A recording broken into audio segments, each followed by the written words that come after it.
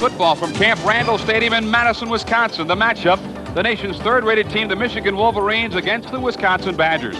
I'm Van Stout, joined by Merritt Norvell, and what a way for Barry Alvarez in his first Big Ten campaign to kick off his conference season against the nation's third-best team, the Michigan Wolverines, who are led by their first-year coach, Gary Moeller. Yeah, I think that this is the way to do it.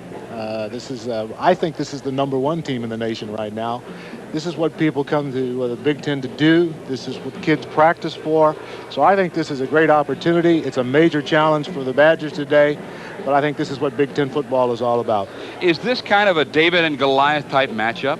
Yeah, I don't think there's any question that the Badgers match up against this very talented Wolverine team in terms of experience and size and speed and everything else.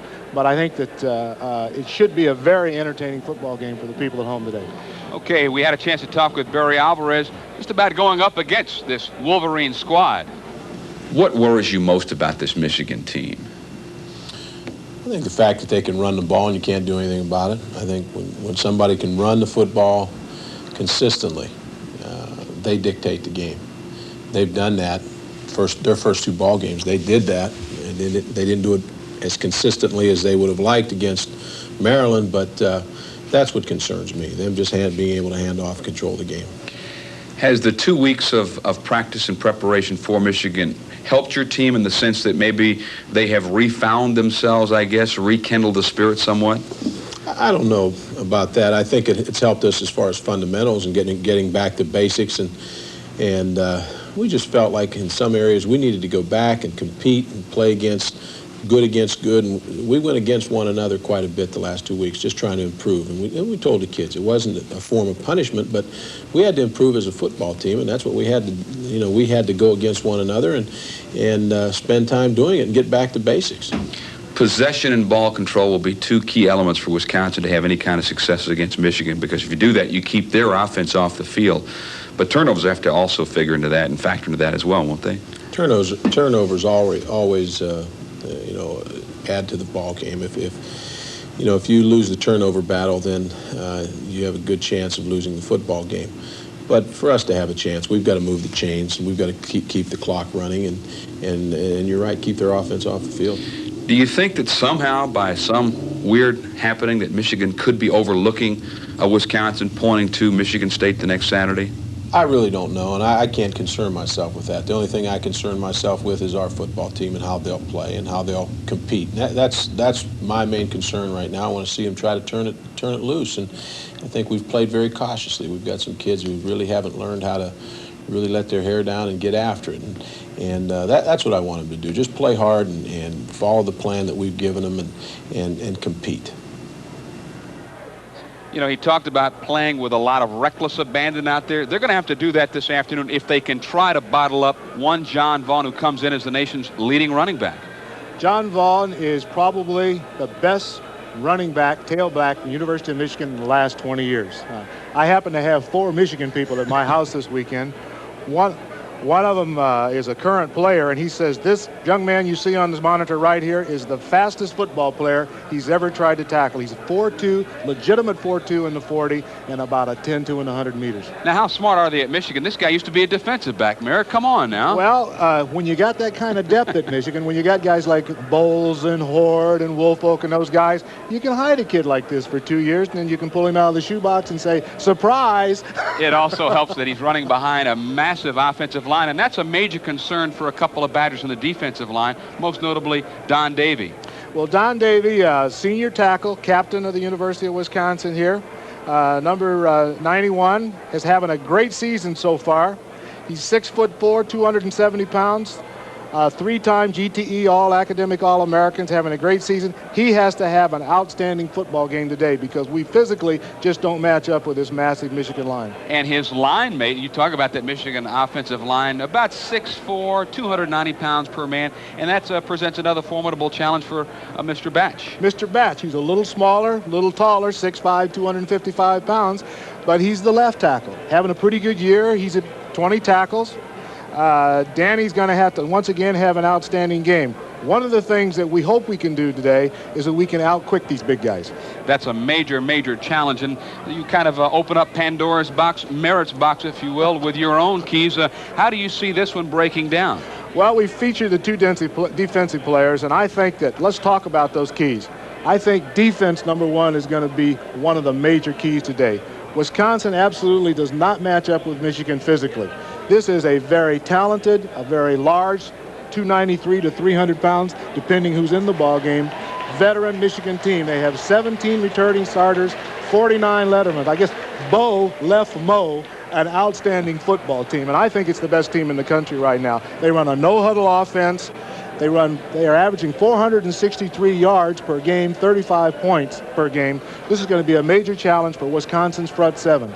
The down linemen as well as those linebackers. They're going to have to rise to the occasion today and play a great football game. Key number two. Key number two is turnovers. You heard Barry Alvarez talk about turnovers. We haven't turned the ball over very much in terms of Wisconsin. But I tell you, turnovers today against this defense, this is a big play Michigan defense. They get in a third down situation. They like to take their All-American strong safety, Trey Wilborn, who's over 200 pounds, and blitz him in there. So we cannot afford to turn the ball over in our territory because we're going to give them a key offensive situation. They're a big team. They got big defensive backs. Number three is special teams. Michigan probably has the one or two of the best special teams in the United States. They clearly have the best special teams in the Big Ten. They've got big-time special teams players in Howard, in Welborn, in Alexander, in Murray. They like to get good field position on you. If we can kick the ball, we can get some big plays out of our special teams guys, we're going to have good field position, and we'll keep ourselves in this ball game. And the last one, number four, is passing. Now, the wind is swirling quite a bit today. We know that we can pass against Michigan. Every team they have played this year has been able to pass against them. They've been giving up yardage, uncharacteristic of a Michigan defense, giving up better than 400 yards a game on offense. That's right. I like the way Russ Jakes, Wisconsin's offensive coordinator, described him. He says they're a very good defensive team between the 20s. They're a great defensive team inside the 20-yard line. They bend, but they tend not to break. We can throw against them. I think we can run against them because their defensive front line, even though they average something like 4 sacks per man, they don't match up against our massive offensive line. Well, will it be a David against Goliath type matchup? We'll see as this one unfolds. It's the Big Ten opener between Wisconsin and Michigan. As you can see, the 50th meeting between these Big Ten squads. Michigan leads the series 48-1. The Badgers last won against the Wolverines in 1981 when Michigan came in here, the season opener for both squads, and at that time ranked number 1 in the preseason. And of course, last year the Wolverines prevailed by the final count of 24-0, although that game was only 7-0 at the half. You can see Old Glory there in the breeze, and that is a factor, a very uncharacteristic type day in terms of temperature. Here in the first weekend in October, 73 degrees, but look at the winds. And that could be a major factor, Merritt, as this game unfolds, and you get a panoramic view of a Camp Randall Stadium and a lot of red and white dotting the stands. That's always a good sign to see. Well, that's definitely a good sign. I can tell you, as a member of the athletic board, I love to see that many people in the stands. This is going to be an absolutely great day to play this game. I was down on the field earlier, Van. It's pretty warm down there on the field. The wind, even though it's swirling quite a bit up above, doesn't seem to be as strong down on the field. I think that works to the Badgers' advantage right now because I think they're going to have to throw the football to keep themselves in this ball game and to keep the offense on the field. The officials say, hey, what a break for Barry Alvarez. He gets an all Big Ten squad for a change, right? He's had split squads, it seems like, every Saturday, and for a time or two during the course of a game, he's had some questionable calls, and they're led by Gil Markman, joined by Don Thayer, Jim Mullendore, Jim Keogh, Bob Colburn, Jay Solomon, and Jim Sherlock. So at least these guys are going to know one another. And maybe as we go down to the midfield area there, the W in the middle of the field, you can see as they get set to find out who wins the coin toss and who will receive, who will defer into the second half. Okay. Yeah, I think that this will be the first time that we've had an all Big Ten crew, and hopefully they can do a better job, in my opinion, than the split crews that we've had in the past. I think we're going to do Players of the Week now coming up as we look at them get ready to do the flip. Okay. Well, Wisconsin has won the coin toss, and let's see if they defer to the second half or not. There you get a look at Dean Dingman. He's from East Troy, Wisconsin, the only Wisconsin player on the Michigan squad, and he is a big one, 6'3", 292 pounds strong. Wisconsin, they will receive. All-American from East Troy, Wisconsin. There you get a glimpse of Barry Alvarez as he gets set to lead his troops out of the field. Their first Big Ten encounter of the 1990 season. Here are the players of the week. Of course, the Badgers have had 2 weeks off to prepare for this Michigan game last Saturday. Michigan was at home against Maryland. Offense, Tony Lowry had his best passing day ever as a Badger. Defensively, Don Davey, we talked about him in our pregame. Special teams, Scott Nelson out of Sun Prairie, Wisconsin. Scout offense, Jason White and Jamel Brown. And there you see the Badgers' first-year coach, Barry Alvarez. Gary Moeller, his counterpart, over on the far sideline, has his maize and blue-clad Wolverines already out there. And that's not Gary Moeller right yet, but we'll get him as the day unfolds. As we said, the Big Ten openers for Michigan, since 1968, they have won 21 of 22 Big Ten openers. Their lone stumble, if you will, 1981, right here at Camp Randall Stadium. So since then, they are 15-0-1 in their last 16 Big Ten games. Not too bad. And Merritt, you talked about what a way for a first-year coach to come into a situation. Gary Moeller, he inherits practically a national championship type caliber team. Yeah, well, I think that one of the things that Barry Alvarez can say as a Wisconsin coach is that he has beaten Michigan more than he has lost to them. You know, and Gary Moeller talked about it earlier in the week, in the fact that when, obviously, he was an assistant head coach and the offensive coordinator at Michigan under Bo Schembechler, that Barry Alvarez, when he was at Notre Dame, and then, of course, prior to that at Iowa, that they always had a great defensive scheme against the Wolverine offense. And right. I'm sure that Gary Moeller, even though the personnel difference is going to be substantial, Wisconsin versus Notre Dame, or even in Iowa defensively, that Coach Alvarez has a few tricks up his sleeve defensively. And personality-wise, when you talk to the people from Michigan, this Michigan team really hasn't changed. The only person that's really gone is Bo. And, of course, Bo is such a dominant person, but Mo is also a very dominant personality type. And some of the Michigan players say that Moeller actually works them harder than Schembechler did when he was there. That's possible. There you see J.D. Carlson, who will handle the kickoff chores and the place-kicking chores for the Wolverines, 5'10", junior out of Tallahassee, Florida. Back deep, maybe a game breaker for Wisconsin. Boy, would they love to start this one off in style with Troy Vincent. He is back healthy again, and he can be a big factor in the outcome of this ball game as far as Wisconsin special teams are concerned. Well, I tell you, Troy is a big play guy, and we certainly need one out of him today. Vincent, the sun in his eyes from his own 4-yard line. The wall, straight up the field. He goes through that wall and by the wall to about the 25-yard line. Pretty good up front protection for Troy Vincent. He ran up and through it, and the Badgers set up shop from their own 25-yard line for Tony Lowry and company. We'll check their offensive unit as they step out onto the field. Raps, Polsinski, Godfrey, Bastion, Pierce, and Miller. Pretty big offensive front. Not quite as big as Michigan's, but they're up there. And the backfield, Lowry, Ellison, Robinson, Ware, and Williams will set Michigan's defensive front when we have the opportunity. Out of the eye back, number 25, Raphael Robinson. You get a good glimpse of Tony Lowry, his career best ever throwing the ball 2 weeks ago against Temple.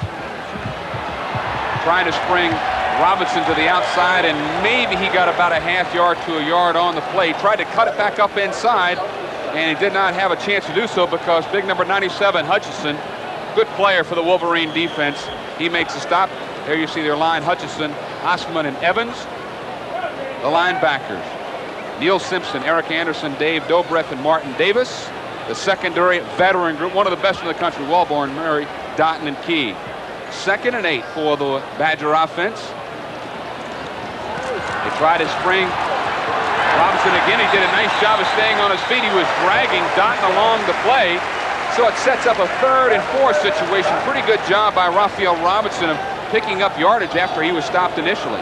Well, if there's any weakness in this, Michigan offense right now, and this Michigan defense, it's in their linebackers, and that's because they're young and somewhat inexperienced. Now Anderson is the best of the two, and Wisconsin's trying to see if they can establish an inside running game right now. 3rd and 3, they call it. Again, Robinson, the lone running back. Straight drop back, has time, and intending to pass for his tight end, dragging across the field, and that was Kerry Miller, and just overthrown. He had a couple of options to throw to. He chose to go to the tight end, and unfortunately overthrew it. Well, there was a little lack of patience there on behalf of Tony, because Lionel Crawford had the first down and was wide open on that play, and I just don't think that Tony saw him. It's easy for us to say up here, right? We don't have those guys in our face. Back deep for the Wolverines. You caught a glimpse of him there, Trip Wellborn. And you talk about a game breaker. Well, he is possibly that. Brecky hangs up a nice spiral, calling for making the fair catch as Wellborn. That's the best way to negate Wellborn. Get a good kickoff and don't allow him to set up the return. Well, I tell you, when you got a guy that's averaging 25 to 30 yards of return, we did well there. Got pros on the 30-yard line. 39-yard boot by Brad Brecky. And now let's set Michigan's offense. Skrepenick, Dingman, Elliott, Picasso, Doring, and Diebold to tight end. And they're going with not a patchwork, but Elliott is in at center because of an injury to Everett. The backfield, Gerback, Bunch, Vaughn, Alexander, and Howard. Outstanding receivers in Alexander and Howard. They had a great pair last year in McMurtry and Callaway. They haven't seemed to drop off much. Split backfield now for the Wolverines. Gerback, straight drop back. Over the middle, finds the man, has the first down. The pass gathered in by number 83, the tight end, Dave Diebold, out of Mayfield, Ohio, a junior. Coming in with 4 catches, make it 5. Now we'll set Wisconsin's defense as the Wolverines on their first play get a first down. Davey McGettigan getting the start at nose guard. Back, they're still trying to find somebody that wants to play. Let's go back to the action now. The Wolverines go with their no-huddle offense. Here's Vaughn trying to cut it back and hit initially at the line, and Vaughn picks up maybe 3.5 yards on the play. Brought down by Brendan Lynch and Don Davey. Well, that's what Wisconsin would like to keep them in a second, third and long. He just takes the ball, they zone block, and they allow John Vaughn to run where he sees daylight. Now you can do that with a big, strong, experienced veteran line. Again, Michigan going with a no huddle. Out of the eye, 2nd down and 5. Gerback goes to the near sideline, and a nice catch going out of bounds. Number 1, Derek Alexander coming in with 10 catches, 13-yard average per reception. Well, I tell you, when you got Alexander and you got Desmond Howard in their receivers, it makes you quickly forget about guys like McMurtry. Now as you see here, Troy Vincent's way back off of him.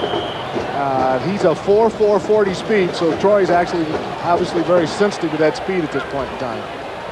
The Wolverines into Wisconsin territory on that game. 1st and 10 inside the 45-yard line. That play stopped.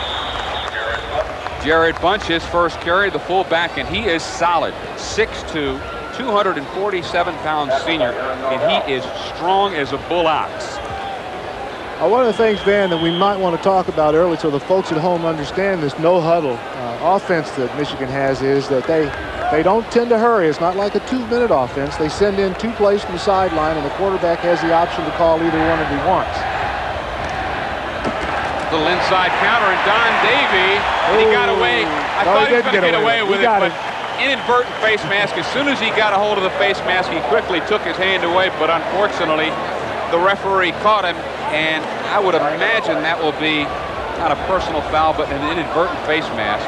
But nonetheless, Wisconsin will be penalized. Just to finish up on this conversation about the no-huddle offense, what it does to the defense, and it limits what you can do in terms of calling your defensive plays and the types of substitutions that you can make. Every once in a while you'll watch and they'll run in an extra tight end, which really dictates a different type of defensive set to the defense. So it kind of keeps your defense off stride.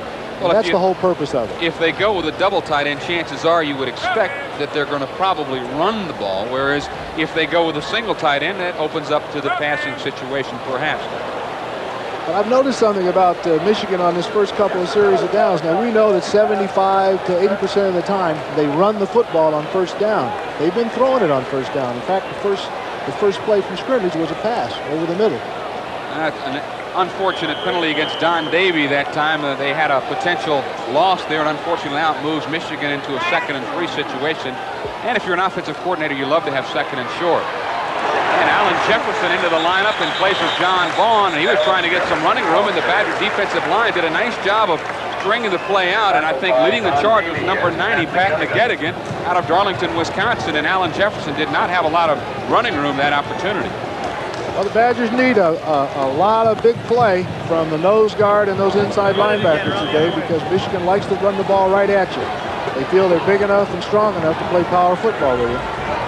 3rd and 1, we'll call it. Michigan out of the eye. You think 25 gets it? Yes, he does. He has the first down inside the 30-yard line. 25, John Vaughn coming in, 578 yards on the ground. That is more than Wisconsin has as a team in 3 games.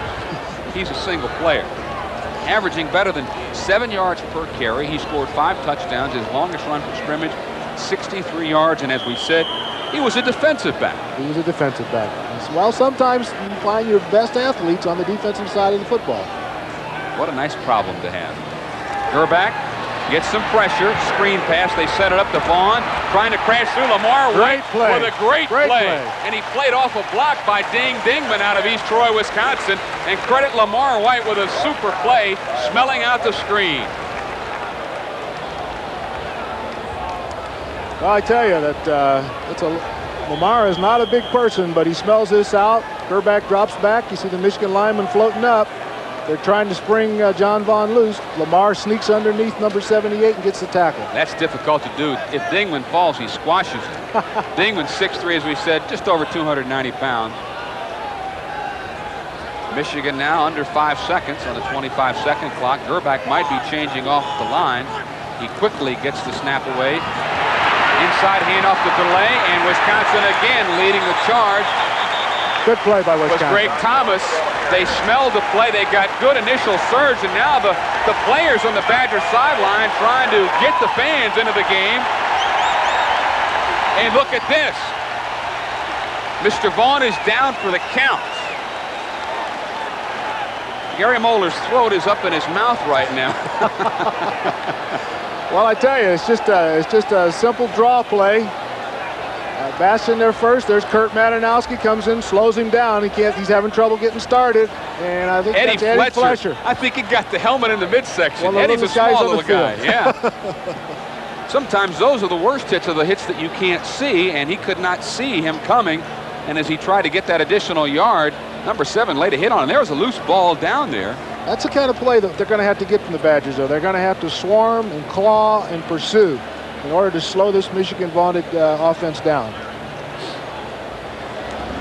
Let's see who's the backup. We got Kenny Solomon is the backup for. Nope, take that back. No, Alan Jefferson, tailback, and then Ricky Powers as well. Yeah. You know, one of the interesting things about this Michigan team, they've got 3 or 4 All-Americans on there. Everybody else has been all something. All Big Ten, honorable mention, all Big Ten. They've probably got a half a dozen or more kids on this team who have been players of the states in which they've been recruited in. For those of you who are interested in recruiting, that's the way you build a solid foundation for your football program. You got to get 25 or 30% of the blue chippers in the country each year to build some depth on your football team. It helps when you're selling the Michigan tradition. 205,000 and countless Big Ten championships. Now, a key juncture here for Wisconsin's defense. 3rd and 9 as Jefferson comes in, having replaced John Vaughn at tailback. 2 wideouts split to the wide side of the field. Gerback having completed 58% of his passes, going over the middle, and he finds the man inside the 5-yard line. Touchdown! What a play by the Michigan offense, and Desmond Howard, his 4th receiving touchdown pass of the ball. Just when you think you got them trapped, they burn you. Well, you had them. Gerback had lots of time, and I'm not sure that Howard was his initial receiver. Let's see if we can get a look at that on the replay. Carlson will come in to attempt the point after. Thus far in that department, 14 of 14 this fall.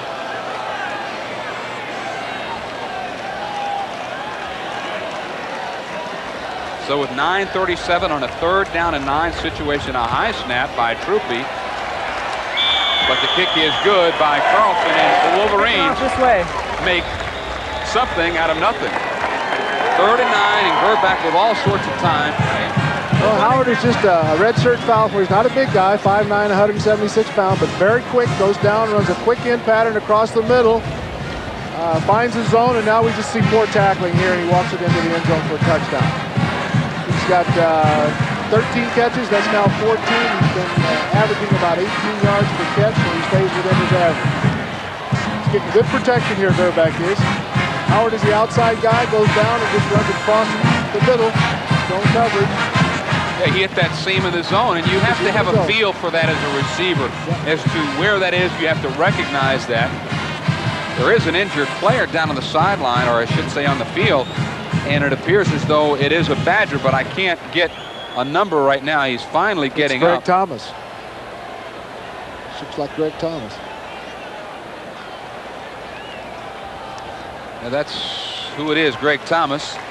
And he walks off, or actually trots off the field under his own power, and that's a good sign to see as you look at the scoring drive by the Wolverines. And Greg probably not too anxious to go over to the sideline as you see Desmond Howard, the man that scores this game's first touchdown on the 3rd and 9. The Badgers thinking they might have had the Wolverines stop, but not to be.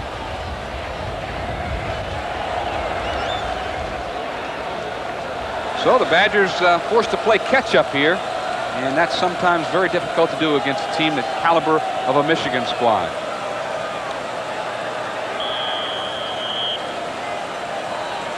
Back deep again, Troy Vincent. Carlson quickly trying to catch the Badgers napping. Vincent from his own 5, straight up the middle, hurdling, and this time he advances the ball to about the 27-yard line. Michigan does a lot of trying to keep you off guard, the no huddle. And here again, it looked like they were going to huddle, and the next thing you know, Carlson's kicking the ball. Quick kickers. So the Badger offense with possession from their own 27-yard line, as you see Barry Alvarez on the sideline. And they need to generate a drive. They have to keep their offense on the field, and if they do that, they'll keep Michigan's offense off the field, and it becomes a battle of ball control, if you will. Yeah, they feel that they've gone back to a more simplified offense this week. We're going to do things. We're going to try to play within our abilities and skills. Well, they're going to have to get more running room for the backs that time, as you see Dobrev making the stop, and that was just a textbook hit by Dave Dobrev, a freshman, redshirt freshman. You're talking about he was an all-stater in high school out of Mount Clemens, Michigan. Okay. And a great lacrosse player in high school. He's probably the most inexperienced guy in the lineup right now. 2nd and 9. Lowry rolling to his left. In and out of the hands of Bill Williams. Williams was there. The pass was there. Catchable pass. Williams went up after it and couldn't pull it down. And see, you know, here you're putting yourself in a hole. You're 3rd and 9 now, and we had the opportunity to talk with Russ Jakes on Thursday. He said, you know, let's get 3 or 4 yards on 1st down, 3 or 4 more yards on 2nd down, so we don't have a long situation on 3rd down. And right now it's 3rd and 9. Well, that's exactly right. They need to be able to get themselves in a position where it's 3rd and short, give this defense a chance to rest, because it's very hot down on this field. The Badgers from their own 28-yard line. Lowry straight drop back, has time, looking, trying to find Ware. He finds him right at the 50-yard line. Tony Lowry, with poise under pressure, finds Tim Ware, and Ware, the littlest guy on the offense for Wisconsin, makes a big play. Well, I tell you now, Tony Lowry twice has tended to go to the big man, the long guy, when he's had a short guy open. This is just kind of a deep in pattern by Timmy Ware. Tony goes, and you can see, well, you can't see on the monitor, but there's somebody else open, and I think it's Billy Williams that was open for the 1st down also. Well, a big play on 3rd and 9 for Wisconsin. 1st down just shy of the 50-yard line. Bad exchange that time between Lowry and Raphael Robinson. Fortunately, Robinson able to get the handle on the ball.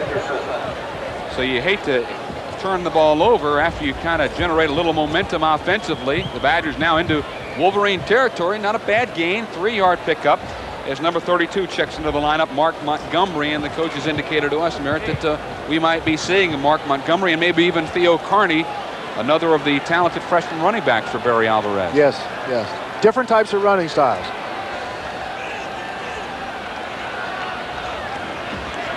Play fake. Lowry gets some pressure, angling, finds his tight end. Nice grab.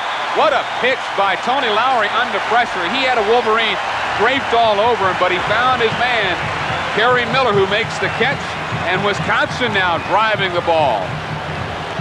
Well, this is exactly what Russ Jakes wants to do. He said, we got to have some patience. We got to find a way to shorten this ball game, keep the clock running, play possession football, and keep it out of the Michigan offensive's hands. And he feels that they can do that by passing and mixing it up with some inside running. And that way, they cut down on this Michigan rush. You talk about the rush. They got it in the form of Neil Simpson on that play, but Lowry fortunately got the ball off before Simpson arrived. 1st and 10 for Wisconsin, and some movement. Kevin Ellison moved a step too soon, and that's going to push them 5 yards back. And that's the thing, that when you're playing a team the caliber of a Michigan, you can ill afford to have those kinds of mental mistakes. Well, I tell you, that's the kind of stuff that makes old men out of coaches real quick, because they have worked so hard on that in the last 2 weeks to make sure that these young kids keep their heads in the ball game. Well, actually, there's some movement by Chuck Bellin, who's now in at the tackle slot. Guard slot, I should say. Chuck's a guy who's coming off of the injured list, who hasn't played much, and we do use an unbalanced kind of cadence. And of course, you got a drive going right now, and the adrenaline is pumping in everybody, but you got to be patient, and you got to keep your head in the ball game. 1st and 15 now, following the 5-yard procedure call. Lowry motioning to somebody to perhaps move. Play fake, has good protection. Good time. Now he's thinking about running it. He does. And he gets back to the line of scrimmage. So about a 5-yard pickup by Tony Lowry. 2nd and 10. Well, not a bad decision by Lowry, because there weren't a lot of Oakland Badgers in the secondary. Well, you can see some maturity in Tony. 2 weeks ago, Tony would have threw it up or tried to force it in there. So he's beginning to get a little more maturity with him. He's starting to make good judgments. He's got to breathe some fire in these guys' eyes now and make them believe that they can move this ball down into the end zone. Badgers quickly get to the line of scrimmage as Kevin Ellison checks out. Raphael Robinson bunched up at the line of scrimmage. Not a lot of running room that time for number 25. At the bottom of the pile, Steve Morrison, a linebacker out of Birmingham, Michigan, a freshman. Now, one of the criticisms against the Wisconsin running backs right now has been that the line has been doing a pretty good job in opening up the holes, and the backs aren't running with their eyes open and taking that outside option. And guys like Carney and Montgomery and Rory Lee have the running styles that would enable them to do that. They're kind of bouncers. They bounce in and they bounce outside. Big play for Wisconsin's offense, 3rd and 10. And Lowry on the option, and he gets maybe 2 yards, and Michigan did a nice job of stopping that play as they brought in their nickel package. Now the Badgers will try to go for a field goal in the form of Rich Thompson. Thus far this year, 4 of 6 in the field goal category. His longest, 47 yards. So with the Mark Mangum hold, this is going to be about a 51-yarder, and it's into the wind. Mangum, a former quarterback, is the holder.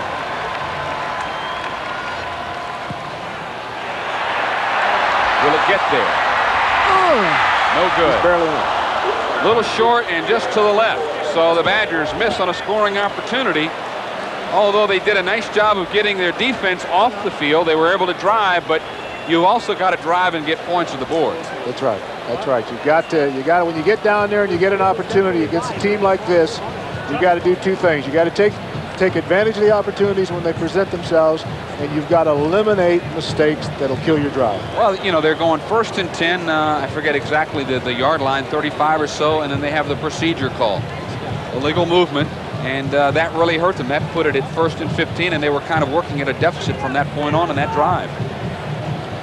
So Michigan's offense comes out into the field. They've already got the play call from the sideline as as we approach the 5-minute mark of the first quarter. Michigan on top, 7-zip. Gerback to his tight end, Diebold.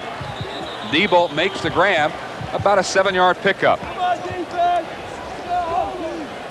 You know, this is really something that Gary Moeller, his first year as the Wolverine head coach, he calls the plays from the sideline. He develops the no-huddle offense. And he's done it just about all for Michigan except cell programs. He was Bo's defensive coordinator. Then he goes to offensive coordinator. Then he goes to assistant head coach as well as offensive coordinator. Gerback finds Vaughn coming out of the backfield. 1st and 10, Wolverines. And, you know, Gerback is a different kind of Michigan quarterback than we've seen in the past. And the fact that they were kind of almost option quarterbacks. They stretched the run first. Now Gerback comes in. He can throw the ball. He can throw the ball. Gives him a whole different look. And that time, the flag flies, and the Wolverines, I think, go to the no-huddle. And here's a little Bo and Mo. Mo is out on the field trying to get the officials' attention. There he is. There's some of that fire from Bo. Jump on him early, Mo. There. You know, I had a chance to talk to him back in July about would he try to intimidate the officials the way that Bo did. He says, well, you know. But he doesn't have Bo's style. Bo had a style in and of himself. You know? In your face style. So a procedure called against Wolverines that incurs the wrath of Michigan's head coach. He's still a little mad about that. He didn't know gum. That's what it is. Bo always had his gum. He's out there, though.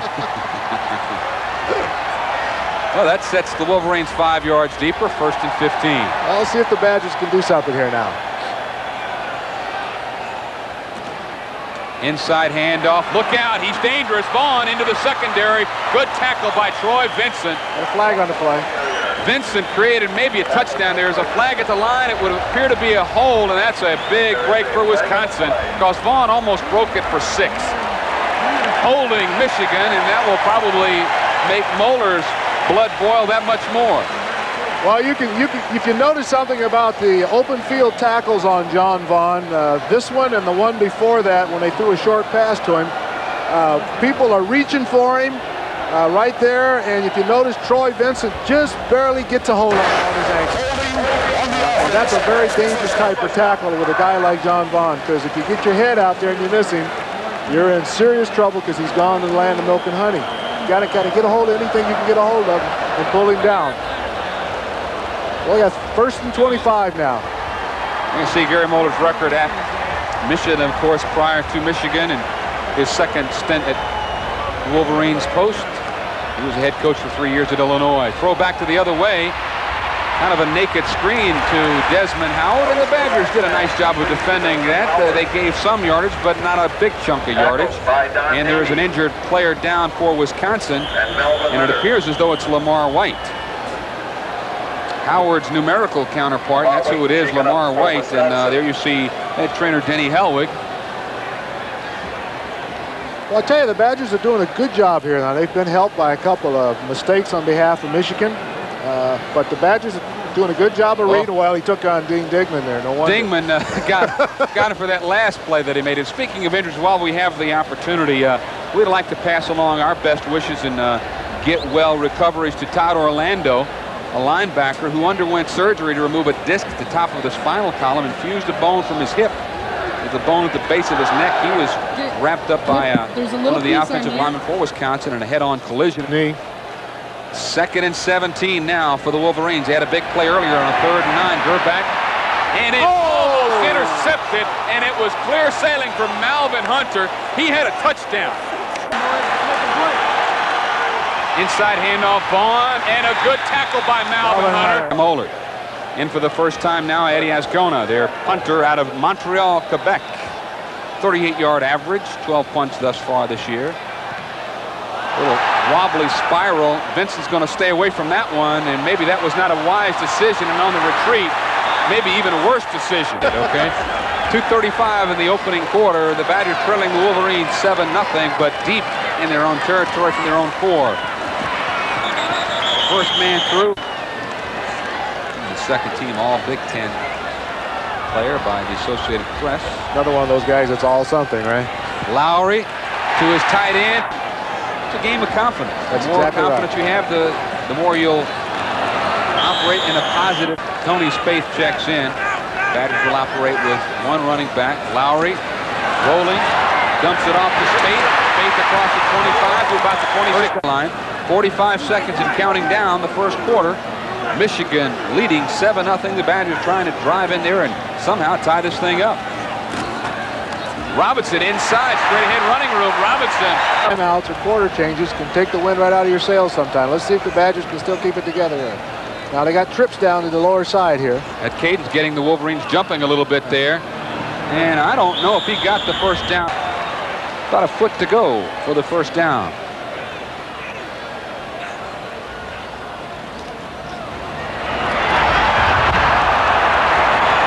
Trey Wellborn. Senior.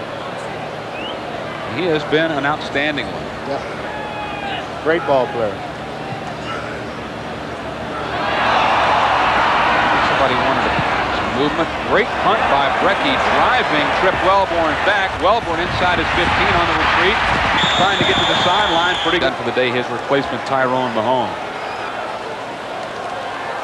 Vaughn cutting it back, staying on his feet, gang tackle, but not before he peels off about 5.5, maybe 6 yards. There you see the ability that it seems like for as long as I can remember about Michigan football, especially out of the tailback position. Need to be able to cut back, and they all have that ability to cut back, and Vaughn is no different. Garrett Bunch, and he is going to be met now.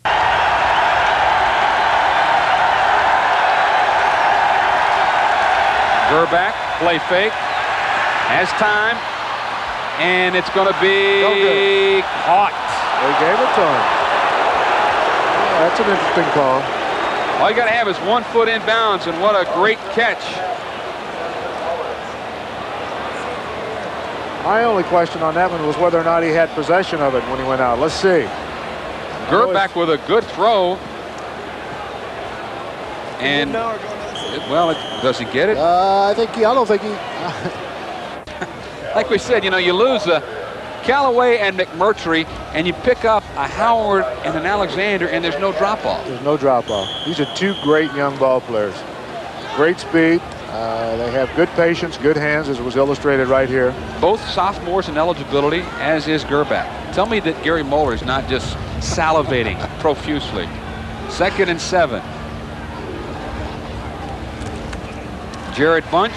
Now he runs straight ahead, but not a lot of running room for the senior out of Ashtabula. Near side, number 1, Derek Alexander. To the far side, Mr. Howard. 3rd and about 3. Allen Jefferson stopped. Coming from behind, Danny Batch. I'll tell you what, as Kona, high punt. Vincent from his own 20. Met immediately.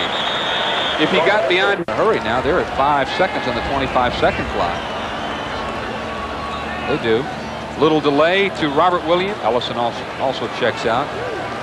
Once again, the Badgers milking that 25-second clock. They feel that's time that they take away from Michigan.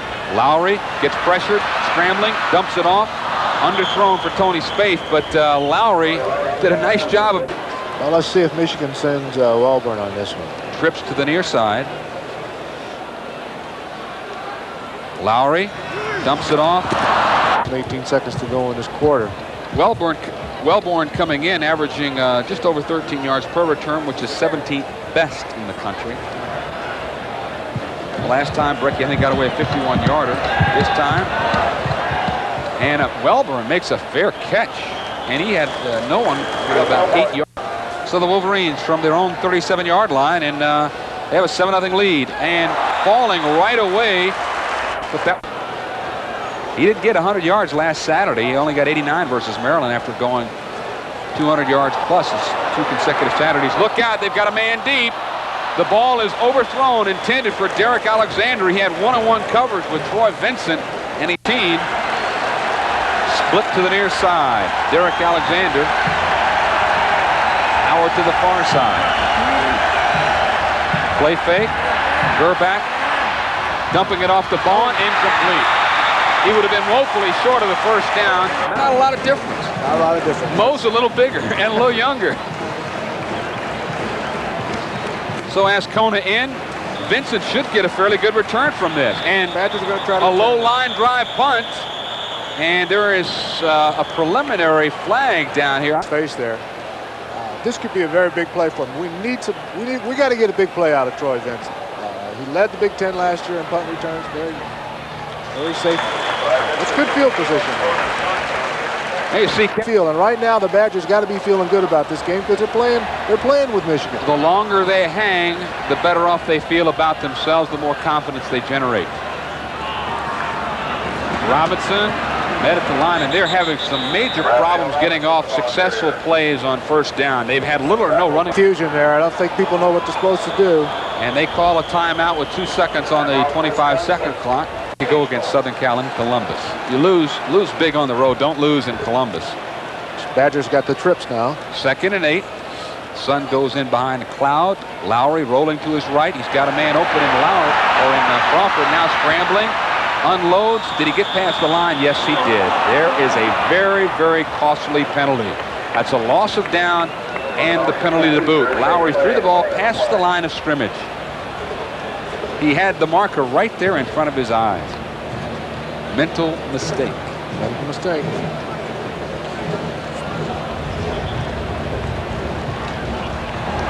Oh, wait a minute, personal foul. I thought foul. it was past the line. I'm glad I was wrong. A personal foul against Michigan. A mental mistake the other way. I don't know, maybe somebody laid a late hit on Tony Lowry. When Markman finally gets things sorted out, he is mic'd with the microphone, and let's see if we can hear his call rather than my missed call. I'm glad I was wrong, though. Here he is.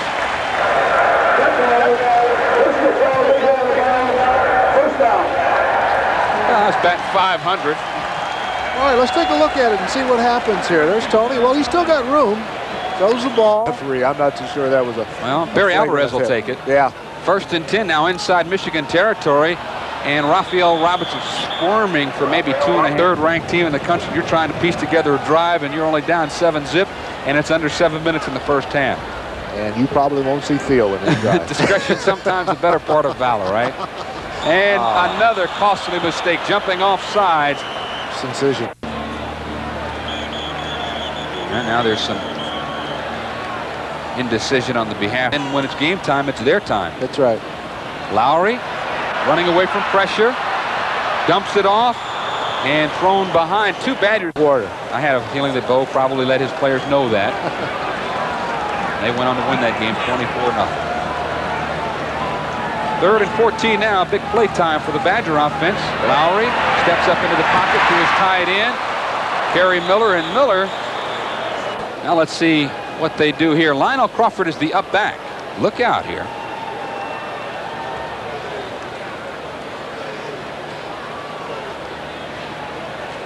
Brecky.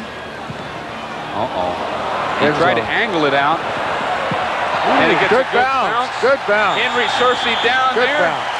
I thought he got it too high up in the air, but the ball angled out, and Well back there trying to create a little noise and distraction for Elvis, as in Gerback.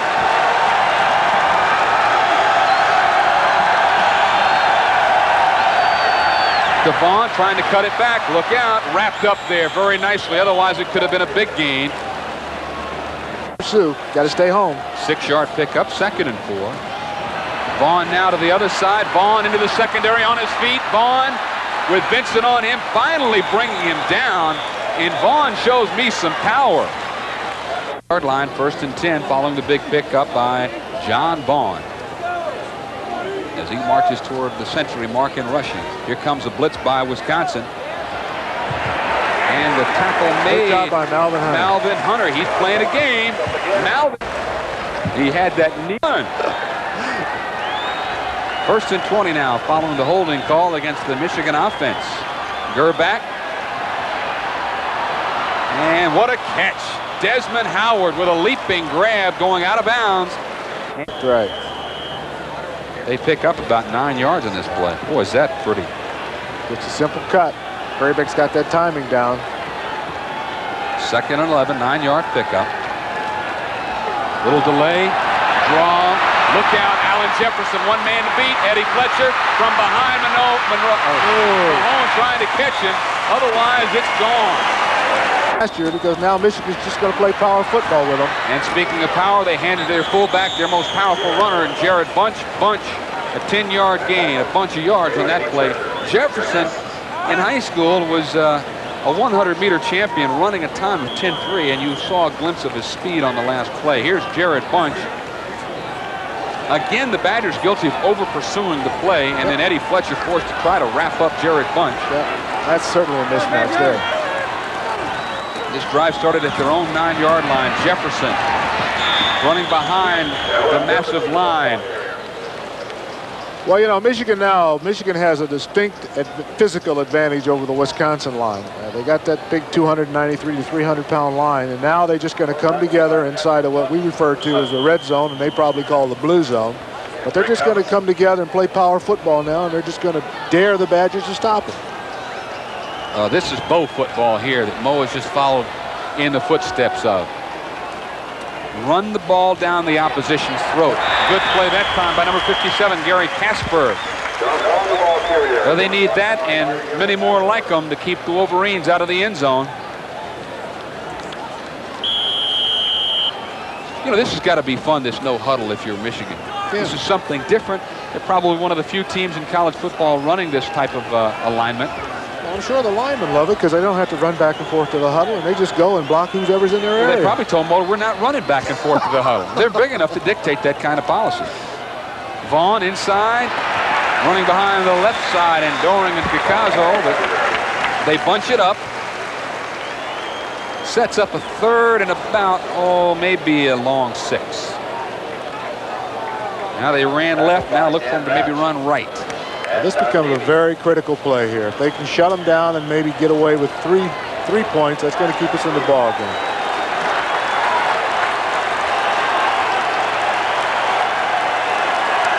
Third and 6.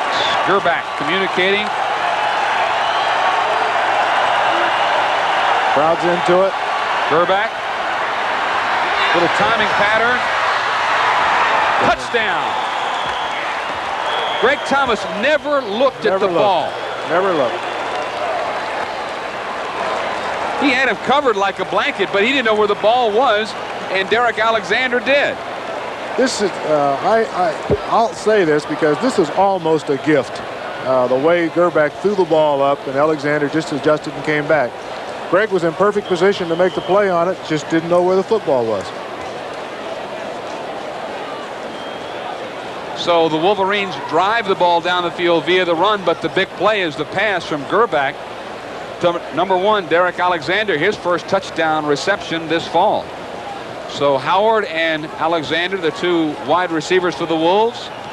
The kick is up, and it's good by Carlson, and just like that, the Wolverines drive 91 yards.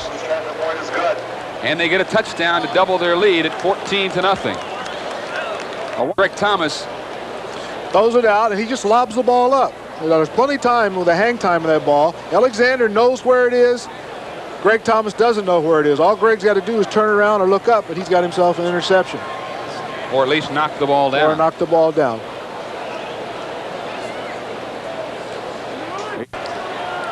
Rory Lee is back deep for Wisconsin in place of Troy Vincent. They're going to see Rory Lee made a nice return late in the ball game against Temple. Carlson. Lee from his own 2, a little juggle. Ooh. Hit hard on the play by Michigan special teamer Brian Townsend, who got down there in a hurry. And Rory stopped short of the 20-yard line, but there is a flag down on the play. Maybe an illegal block. That's what it is. Another mental mistake. There you see, you can read his lips. What happened? Well, let's see if we can see it on the monitor. You can see a good look at Rory. There's a block good by block by Lynch. Maybe Henry Searcy, I don't know. It's hard to tell on the monitor. Clipping on the return team. 1st and 10. Down in his territory. We'll see. And see Robinson not hitting that line. He's kind of jitterbugging up to the line, waiting for the hole to happen, but he's got to go up there and blast through that hole. Yeah. He's not running with his head up, and he's not running with the option to pick the open area and run to it. And I think that's the thing that's been most frustrating to Russ Jakes right now, is that our backs haven't demonstrated the ability to do that. You know, and if you're Michigan, I might be trying to think of calling timeouts here to stop that clock. Maybe try for one more possession before the end of the half. Lowry rolling to the near side, throws up the field. Crawford goes up, makes it. Going to unload, intercepted. That's what you didn't want to happen right there. Todd Plate with the interception, his first of the year, and Michigan having great field position. The kiss of death. Now, this is not a good decision here. He sees his man, but everybody else knows he sees his man. It's kind of a lame duck pass there, and he throws it right to Todd Plate. He saw Bill Williams, but Williams was 5 yards away from that pass. Yeah, and he had 3 Michigan guys surrounding him. So you've set the table for Michigan is what you've done here. You're down 14-zip. They're going to go long, look for Alexander or Howard. And that pass was overthrown, intended for Vaughn. And as short as he can to maintain some momentum going into the Michigan State game. I just read his lips. He said, "Go deep," and he didn't. He goes to John Vaughn, a little dump off route. So Skripnik goes out, and then it comes in Rob Doherty, 6'6", 296, sophomore. Hey, you know, a little drop off there. Just a puppy, right? Out of Sterling Heights, Michigan. Gerback. Screen to Vaughn, and he ran right past 3 defenders. Thomas in the fog next Friday and Saturday night if it's this warm. Inside handoff to Vaughn, and a good play by Brendan Lynch. 88. Well, the Badgers are going to have to be careful here because I think Michigan's going to put it up. They go to the far sideline, and some miscommunication that time between Gerback and Desmond. A chance to run a play off. By Football News, 13-14, 1989. Was their leading scorer. They'll spot the ball at the 28-yard line. 38-yard boot for Carlson. Chip shot into the wind. Your chip shot, not mine.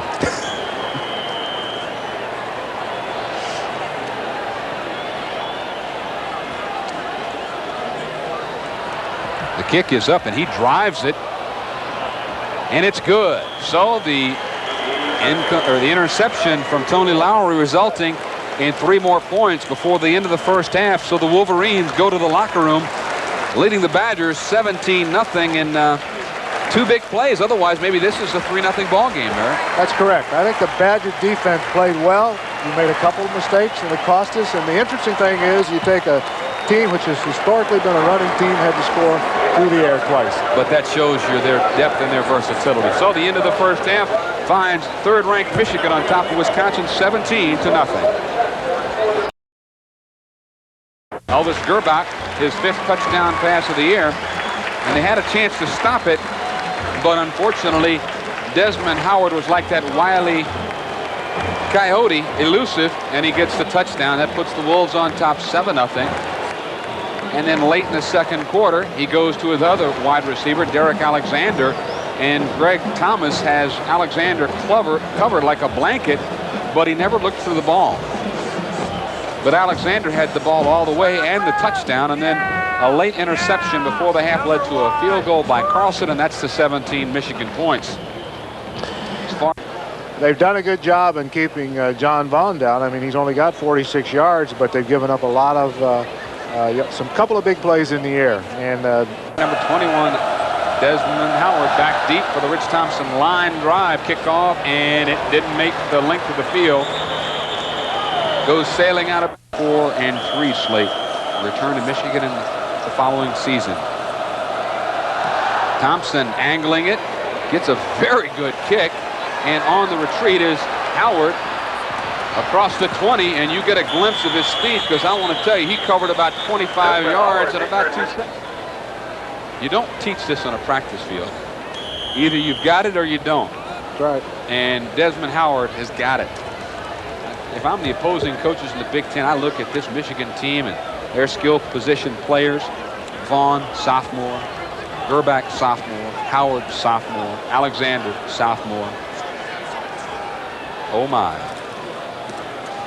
And Jared Bunch just completely spun off the would-be tackle by number 90, Pat McGettigan. And McGettigan, I don't know if he knew what hit him, other than just a runaway piano.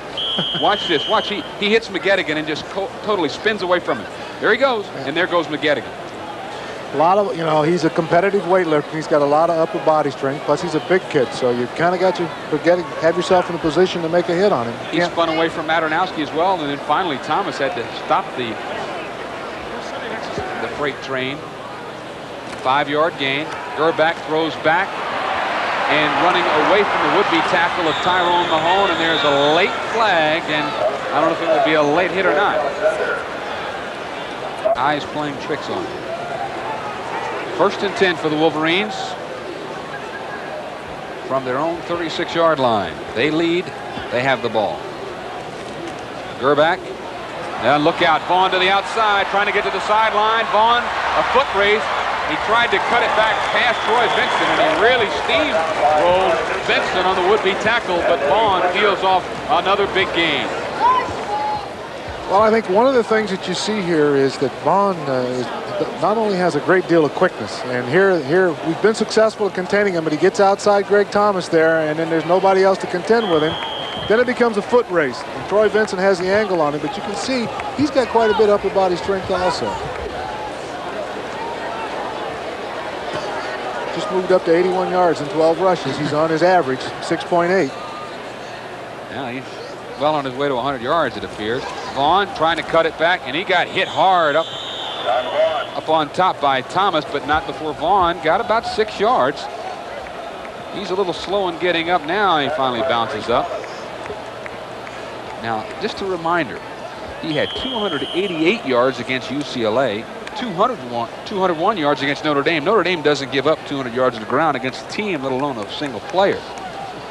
And this guy, a converted defensive back. He's replaced on this particular play by Allen Jefferson. He's a slow guy. He's only been clocked at 10-3 in the 100 meters. Jefferson met at the line, trying to spin away, and good job that time of good tackling there by Brendan Lynch, I think. And gang tackling Jefferson.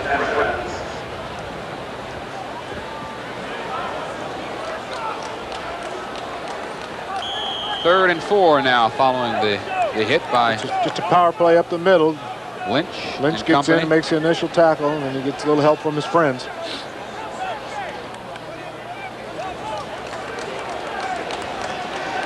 Full house backfield. Wishbone. Jefferson and Vaughn in there, along with Jared Bunch. Gerback calls a timeout just before the 25-second clock had a full house backfield. Jared Bunch the fullback, Jefferson, Vaughn the tailbacks, or the halfbacks, if you will. Wisconsin moving at the last minute. Jefferson will be stopped about a yard shy of the first down. However, they did run the ball toward the middle of the field, so if they don't decide to go for it on 4th down, they give Carlson, the place kicker, pretty good angle at trying to add 3 or more points to their total. Good surge that time by Don Davey. And Kurt Maternowski and Greg Thomas came in to make the tackle. So it'll be a 38-yard field goal attempt by Carlson. Kick is up. And it is good. So Carlson converts. The Badgers keep them out of the end zone. But Michigan gets half of a touchdown. So they add to their lead at 20-0. Well, I think also, once again, when you talk about the teams that are nationally ranked and a team that could potentially be the #1 team in the country right now, that when they get down inside the 30-yard line, they usually walk away with some points. And I think every time that Michigan's been inside the 30-yard line today, they've scored. They have a lot of ways to beat you. And this offense of theirs, one of the most proficient I've seen in a long time from a Michigan squad. I mean, in the past, you think of Michigan teams under the direction of Bo Schembechler. You thought they had the ability to run the ball, and this team has the ability to run the ball, but with a Gerback at quarterback, along with skilled people like Howard and Alexander, they can also pass, and that adds another element to their offense and makes the run that much more effective when they can pass the ball that way. And they also have backs in Brunson and Vaughn that can also catch the football. Back deep, Rory Lee. He awaits the kickoff from J.D. Carlson. Lee gets a chance for the return from his own 5. Across the 15, the 20. Hurdling his way up to about the 25, maybe even the 26-yard line. Rory Lee. Well, let's see what Wisconsin's offensive people were able to do during the halftime break.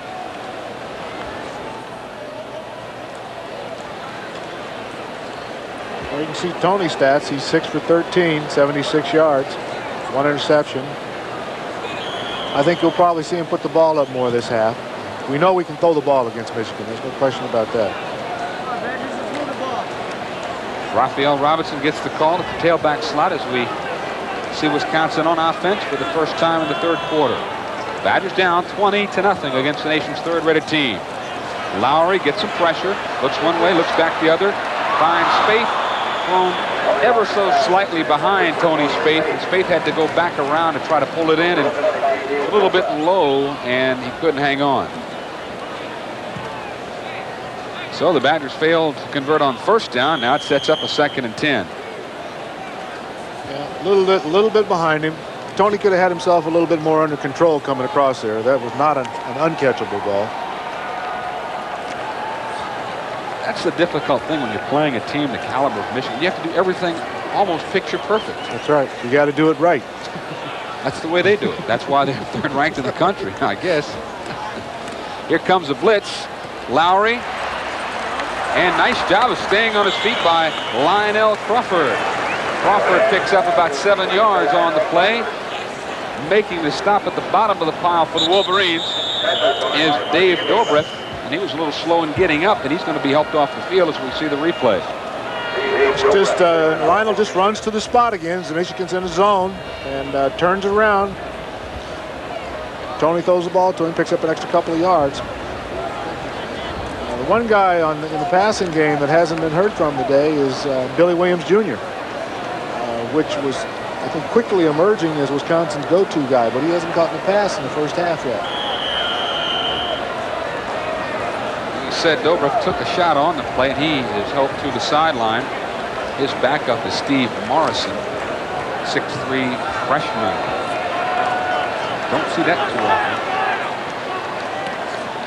Lowry rolling to his right, running away from the pressure. Now dumps it off. He's got a man long, but he threw it way out of bounds. He was looking for Bill Williams, and some of the Michigan faithful, I think, hoping to draw a grounding call. 3rd and 5, you got to convert. They don't do it. In comes Brecky. Well, if he drops back. See, this is where they, the lack of a running attack right now. Michigan loads up for the pass. Yep.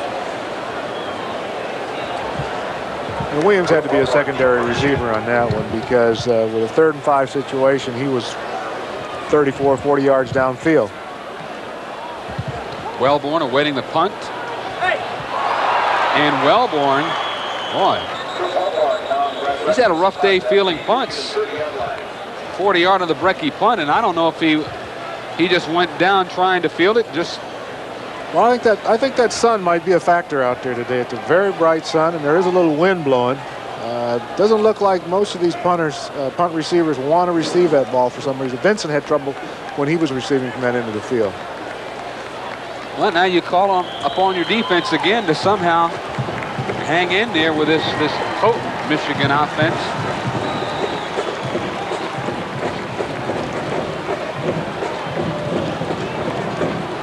We've not received the attendance figures yet, but I got to believe they've got to be up and over that 60,000 mark. Nice house. Nice house. Inside running room, Jared Bunch, and he maybe picks up 6 yards on the play. Bunch coming in, averages just over 4 yards a carry. He's yet to score a rushing touchdown this fall, although he has a receiving touchdown. Just an off tackle. They zone block again, turn out. And, for a guy that's almost 250 pounds, he gets into the secondary in a hurry. That's right. I'm sure I'm going to have an interesting conversation with my son after this game. He's been carrying Dingman all day. Here's a backup tailback in Ricky Powers, and Ricky didn't have a lot of running room, and then he made matters worse for himself when he tried to retreat. Powers, a freshman, consensus high school All-American, the #1 player in the country by the Dallas Morning News. Good play by Don Davies again. You know, Davies is getting some penetration. And as a consequence of slowing down that and giving his other defenders an opportunity to fill. 3rd and 1. You think we'll see Mr. Bunch? No doubt about it.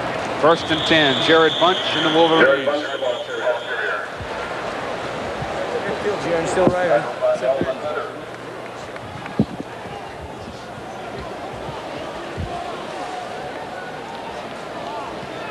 So the Wolverines keep the drive alive on the 3rd down conversion.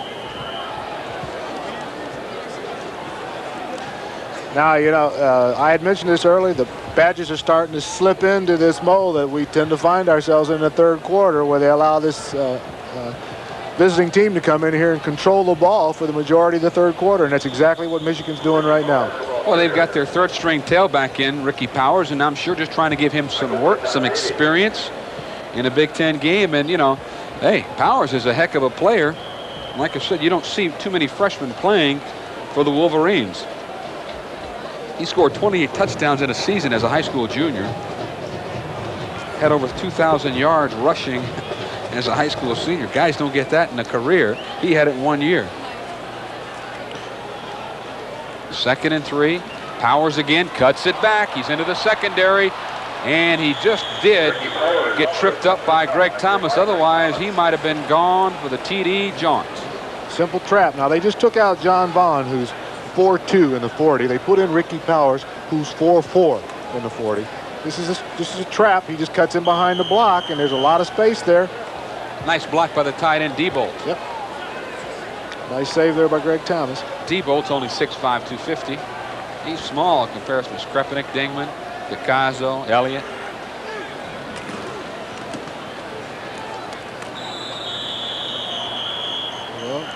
That was just Bunch just never, that play never got off the drawing board the way that Gary Moeller had designed that one. Now he's calling the play. There you see him.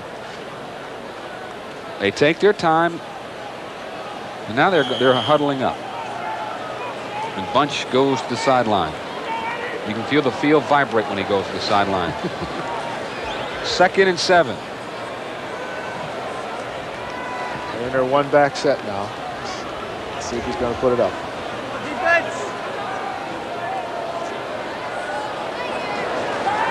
Straight drop back, one-on-one coverage. He's got him. And a nice reception over the shoulder by Desmond Howard. Oh, my. He is only a sophomore.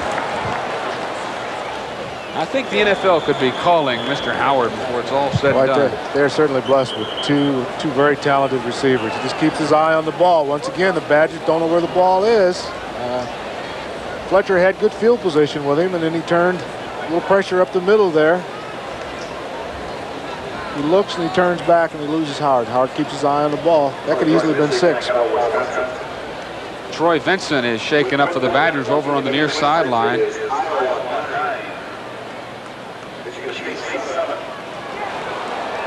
And Vincent, I don't know if he's maybe just got a cramp. It is warm down on the field. And maybe that's another reason why Gary Moeller is spelling some of his players. It looks like he's got a cramp, like he's trying to kind of shake it off. Well, the Badgers have already lost Lamar White in their secondary. And now Vincent is out for at least this particular play. So now you start to patchwork things up against this kind of an offense. You're asking for trouble. 1st and goal from the 4. Out of the wishbone again. Vaughn and touchdown. Vaughn simply powered his way over Greg Thomas. He carried Thomas in for the touchdown.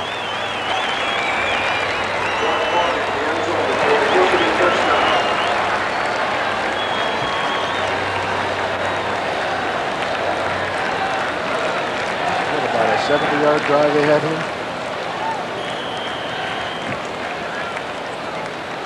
I'd say you start looking ahead to next Saturday, but that could be a most interesting battle between Michigan and Michigan State.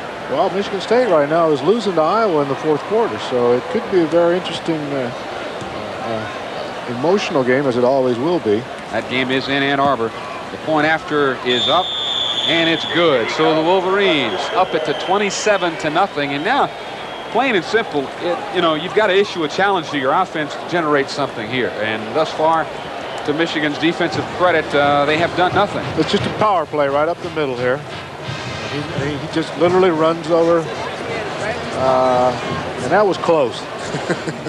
His elbow was down. Yeah. His elbow's not his knee. That was close. Now, I tell you, you got to be the elastic man here to score on that one. I don't think that was a touchdown, but they gave it to him anyway. So it's Michigan, right? Yeah, it's Michigan. And you can't tell me that in the back of the mind of an official, they know that this is Michigan, this is Wisconsin, and they're not supposed to stay in the same field with one another. Yeah. So much for objectivity, right? Well, it's tough. Yeah. You have to make your own breaks. 70-yard drive covering almost 3.5 minutes. Vaughn finishes it off, and I wonder if we'll see Vaughn for the last time, although maybe Moeller might like to get him another 100-yard afternoon. Coming in, he was the nation's leading ground gainer, and unless he has a couple of more productive runs, I dare say that maybe he'll just rest him. You don't want to run the risk of getting him hurt for Michigan State next Saturday. Yeah. Rory Lee awaiting the kickoff by Carlson. Carlson maybe been the busiest man here in the third quarter. Lee from the 6 to the 20, going to the outside to the 30, and he's ridden out of bounds at about the 31-yard line. Not a bad return by the freshman Rory Lee out of Dixmoor, Illinois. Looks like he got a little burner there on his shoulder. It's a good run by Roy. Pops up. Now, Roy's one of these kind of guys that can pop to the outside. He's got good peripheral vision. You can see a good example of it here. This is the kind of ball carrying that they're going to look for from these incoming freshmen, because that's the kind of offensive blocking that the Badgers do. And they need to have people that can pop up in there and have the speed to get the ball to the outside. Lance Dotton drove him out of bounds. So the Badgers have the ball just across the 30-yard line at about the 31. 1st and 10. Set up out of the eye. Lowry going over the middle to Crawford. Nice catch. The ball was right there, as was Lionel Crawford. Crawford went up, made the reception. Lionel's having a pretty good day. He's had about, 3 catches, maybe 4? Yeah. Good time, good throw. Pretty simple game when you execute like that. Gets good protection from the offensive line. Throws the ball, goes up, catches the ball in his hand, brings it down, and hangs on to it. Good concentration by Lionel. From the 47, play fake, Lowry, and he finds Crawford again. Making the hit, Beta Murray, the free safety. Now, Wisconsin moving the ball with a lot of success here, but Michigan is really playing off of these guys. Well, Michigan's got to be letting up a little bit. They got a 27-point lead. This is a good throw because he had to throw over the up man and throw into that hole between the other DB, Murray, and Lionel makes a good catch. Good concentration. He just cleared the outstretched reach of David Key. Yep. And got it to Crawford. So while Williams has been shut out thus far, Lionel Crawford has come in and picked up the slack. Here comes the blitz from the outside. Lowry eats it. Tripped up on the play by number 92, Mike Evans, a senior out of Roxbury, Massachusetts, a former walk-on. And in 1989, he was honorable mention All Big Ten player. Had 10 sacks last year, third in the Big Ten. Born in the Virgin Islands. Probably feels like he's in the Virgin Islands right now. Only there's no sea here. There's Lake Mendota or Monona or Wabeesa, whatever it is over there. So a loss of 4 on the sack to Lowry. 2nd and 14. They show blitz again. Now they back out of it. Lowry looking for Ware, overthrows it. And Lowry was hammered on the play by Martin Davis. 240 pounds of lean, mean fighting machine. And Tony Lowry was wearing his number.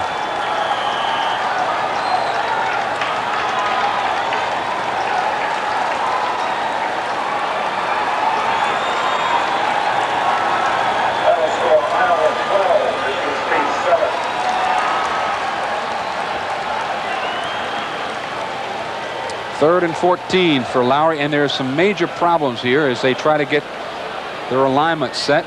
He gets it off just before the clock winds down to Tony Spaeth. Spaeth will be short of the first down by about 5.5 yards. There is a flag down on the field.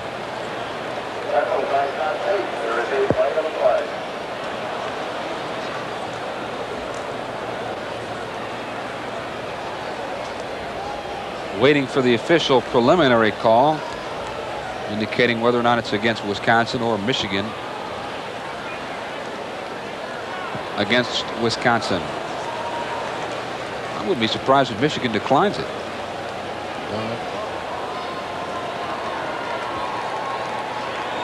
If you want to give them third down over again or not. Now they're explaining all of the options to T.J. Osman, their nose guard.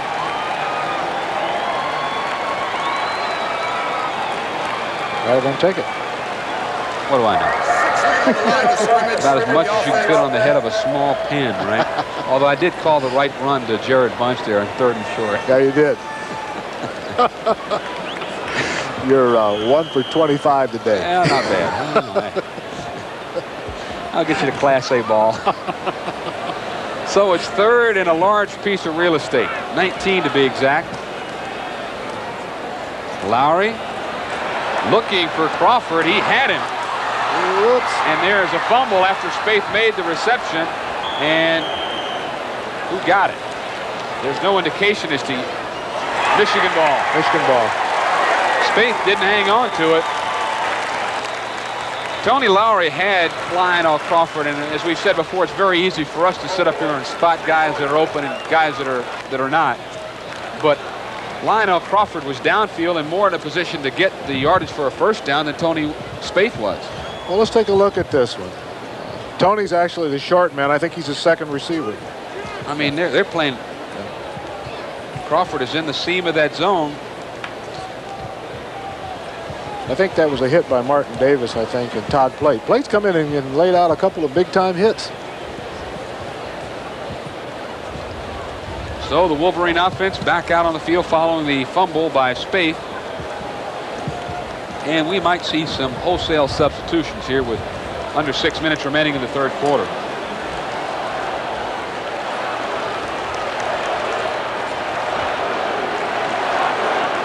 The Michigan cheering section down there, while they are outnumbered, they are rather vocal, and they have started their cheer of "Let's Go Blue." I'm just thankful this game is not in Ann Arbor, where we don't have to hear "Hail to the Victors." Hail to the Victors. Well, I tell you, for 100,000 people, that's one of the more quieter stadiums in the Big Ten.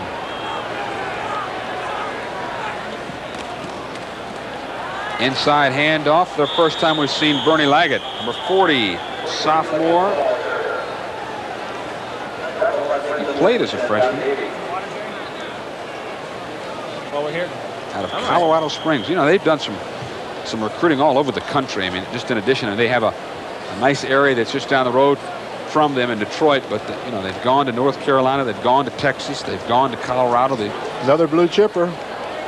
49 TDs broke Heisman Trophy Terry Miller's record, Colorado. Inside handoff to Powers, and he's still on his feet, has the first down, gets it almost to the 40-yard line. They'll spot it inside the 41, maybe closer to the.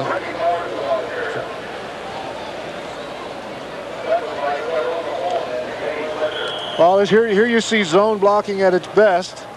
They just take the man that comes into their zone and they take him either way, and the back runs to the open daylight. And there's a good example of how the hole opens up. Runs with his head up. It's pretty easy when you can do it like that.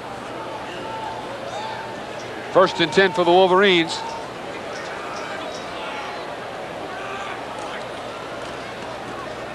Powers ran by and still on his feet.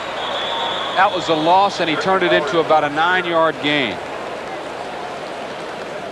Melvin Tucker had him stopped initially. Well, I think the Badgers got playing a freshman linebacker in there right now, Yusef Burgess, number 98. Well, that was Greg Thomas, but I think Tucker's in here too. Yep. Once again, there's good penetration by Don Davies.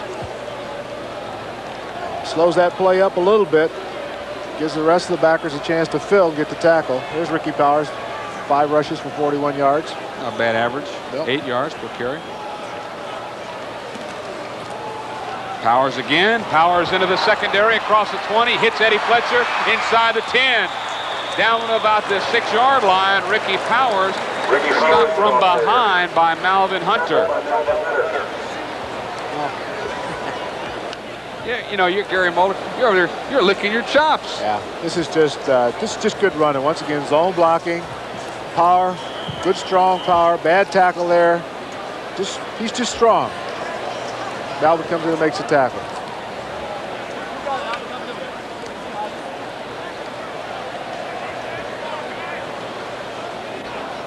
Plenty of depth.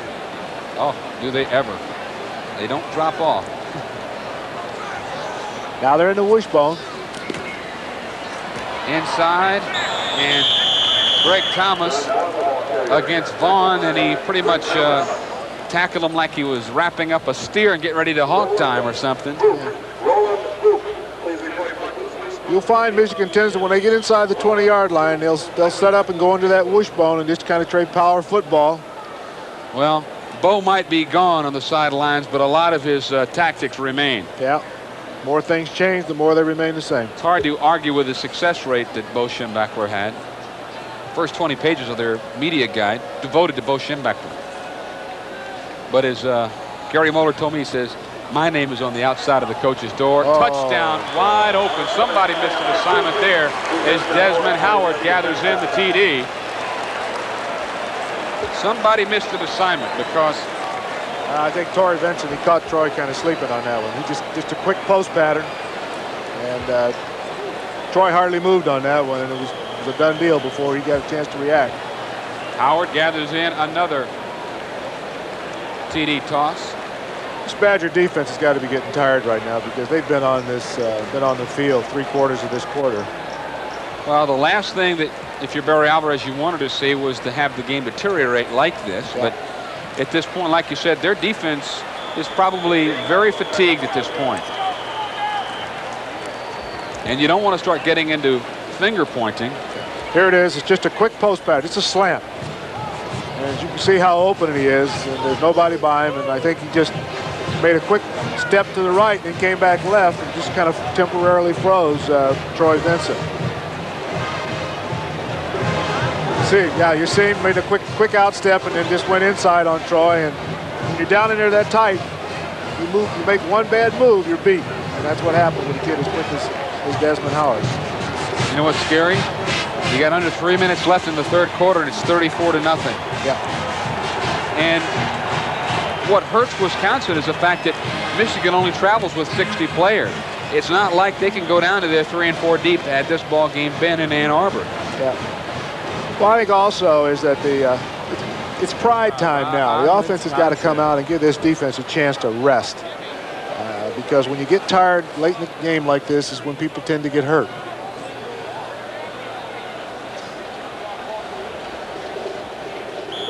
Here's a good look at Desmond Howard. Well, he's got a $1 million smile on his face, and why not? He's had $1 million day. Rory Lee at the 5 had some problems with the son.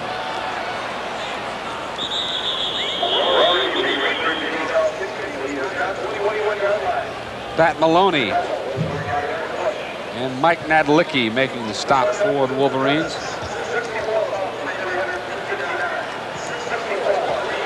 Well, one of the things that offense wanted to do, Jake's wanted to do today, was just keep it simple. They've worked on this for 2 weeks now. Keep the clock moving, give the offense, the defense a chance to rest and get some sustained drive going by doing something on first and second down so you don't always find yourself in a third and long situation. Does that tell you something? Oh, boy. Yeah. Tells you he hasn't been able to carry out his game plan. Lowry going to run. Trying to pick up a block, but Tony Spaeth was too far downfield. But Lowry taking what the defense gives you. He had nobody open, so there are a lot of times you just got to tuck it under and say, I'm gonna go from there. He's getting a little pressure from the outside. No coverage because Michigan still got pretty much most of their first team defensive backfill in there. You can see Trip Wilborn getting a tackle there. So you just kind of got to take what they give you right now. First or second and 8, I should say. Second and 2. Shovel pass to Lionel Crawford. Stopped in his tracks by Brian Townsend, backup outside linebacker. His brother Jesse played at Purdue from 75 through 77. So that looked like a play that might have worked, but had it not been for Mr. Townsend, because he was the guy that stayed home. Stayed home and did his job. I can't help but believe they're also running some plays right now to give Iowa something else to look at and practice for next week. I think they might be running some plays just to generate some confidence for themselves. Yeah. Don't worry about Iowa until the time comes. Williams with his first reception has the first down. Gets out of bounds, stopping the clock. Mark Montgomery coming in, replacing Raphael Robinson.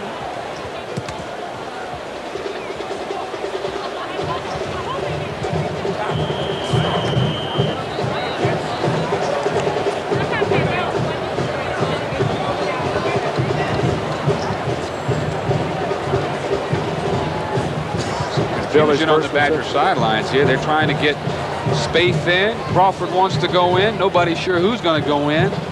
Fortunately, the official had stopped the 25-second clock. They had a problem with marking the ball on the sideline.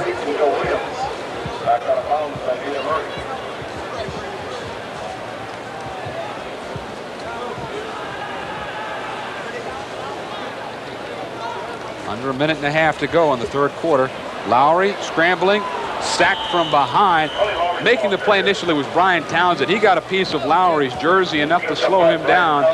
And really, you can see where Lowry's pads are exposed there. Townsend got him from behind, just yanked a handful of jersey, and Tony, strength would not be one of his attributes. And he went down. Well, Townsend has come in and made a couple of big plays here. He's in the substitute for Martin Davis right now. You see any drop off there? Nope, no drop off whatsoever. I had to think that they had Desmond Howard and Alexander on backups last year to Callaway and McMurtry, waiting in the wings. And there's a flag just as the ball was snapped over the middle. Crawford, what a catch and what a hit. But I think the play will be nullified. That's too bad, because there is a super play by Lionel Crawford. Some movement, and it's going to bring it back. You can't do anything positive for the sake of shooting yourself in the foot. Illegal procedure. Well, you know, you're at that point in the ball game now where concentration starting to lapse a little bit. It's a good pattern. This is a good pass by Tony Lowry, because he's got to get the ball over Welborn right in the hole again. Great concentration by LC. Holds on to the ball. Took a lick as a result of it. 6 men on the line. There's Welborn. He's looking at it all the way. He's having a good day. Certainly is. You know, it's good to see him developing some confidence against a team of this caliber and with a secondary as good as Michigan has. So, cancel the big play. Now it's a 2nd and 17.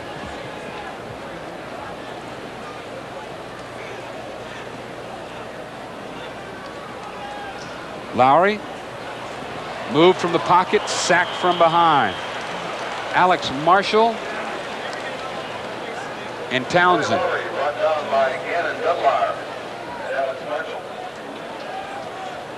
Alex is a backup outside linebacker. They got both their backup outside linebackers in there now. At the half, it is Miami 24, Florida State 6. That's the end of the third quarter of play. So the Badgers move to the other end of the field, and they face a major third down, 3rd and 23. So after 3, Michigan 34, Wisconsin nothing.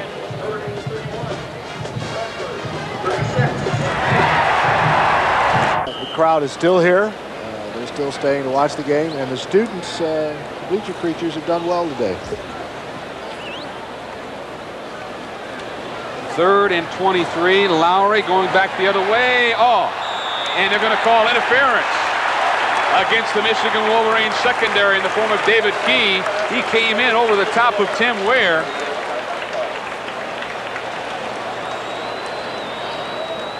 Well, this is the largest crowd since a couple of years ago. They beat the Iowa game last year when they had 62,000 plus, so they surpassed that this year.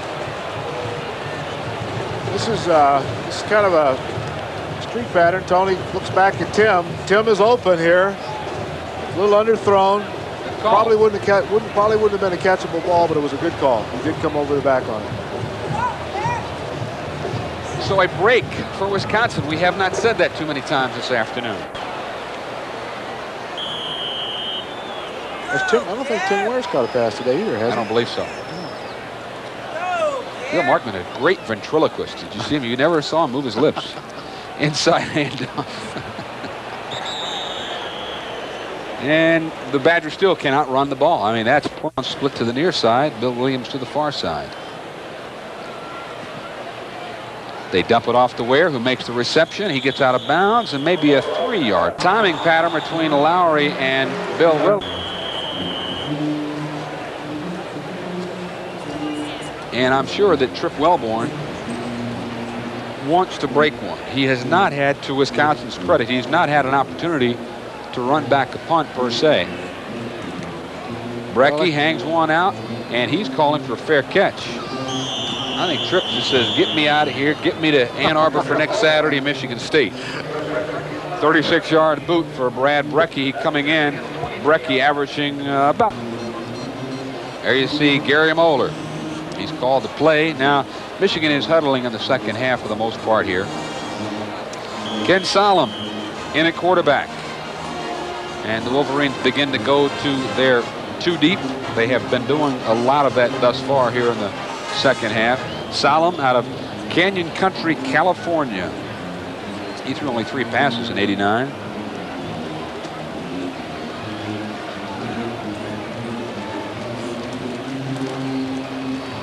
Handoff and trying to make the cutback with Bernie Laggett. And he picks up about 3 yards maybe. Laggett lost his shoe, and he's going to have to come out of there. Well, it's interesting that they haven't worked Kenny Solom into the no-huddle offensive scheme yet. Yeah, but even Gerback was working out of the huddle here in the second half. I think they pretty much made their statement. Yep. Let's go back to conventional style football now.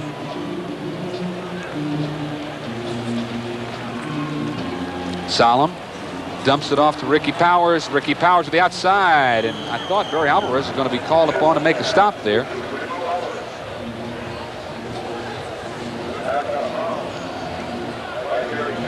Gary Casper among those running Powers out of bounds.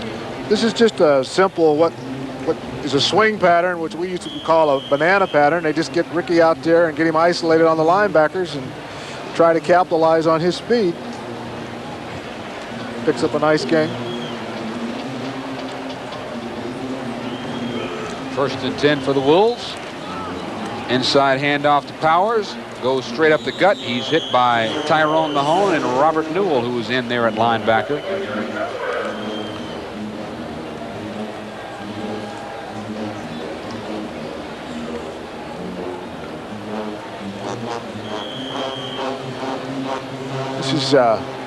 This is just good trench fighting going on right now between both of these lines. They're just zone blocking again, and they're just letting Powers run where he wants to run, pick his hole. Michigan's 2 deep in an offensive line. Also, play fake, going to the outside, making the juggling catch, avoiding the tackle. Number 7, Alfie Birch, a redshirt freshman out of Warren, Ohio. He didn't play football in high school until he was a junior. All-state basketball player from Warren, Ohio. This is just a little flare pattern. Alfie didn't wrap by Greg Thomas. Makes a turn. What's it all about, Alfie? Right? That's what they call him. They just keep coming in with them. There's third and fourth deep. Might play most teams head-to-head in this country. Probably have a good chance to beat them. Powers, the ball carrier. He picks up about a handful. That clock cannot move fast enough for the Badgers. We see Sean Wilson warming up over on the sideline for Wisconsin. I see Lee Krieger is now in a nose for the Badgers also. I think that's the first time we've seen him today.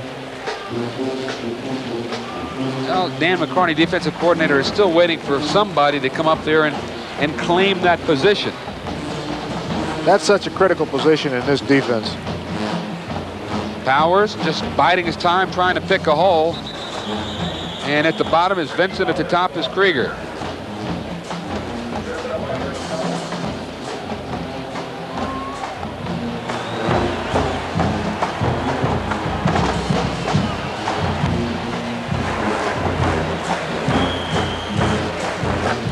Third and 2 for the Wolverines at about the 40-yard line. 11:22 and counting.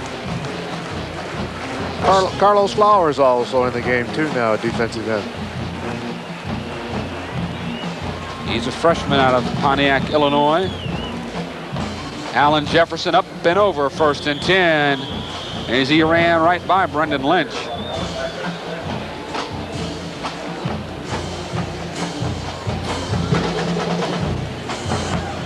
Okay, here's Lee Krieger, number 61, in there. See how they just zone block down. Mark Malia is the backup center. Just a little guy, 6'6", 288 pounds. No, Malia is 6'2", 260. Oh, excuse me, that's right. And they're missing Steve Everett. And he's big, 6'6", about 275. Many believe maybe one of the finest centers in the country. Great football. Look out, Jefferson, the A train, inside the 20-yard line, down to about the 19.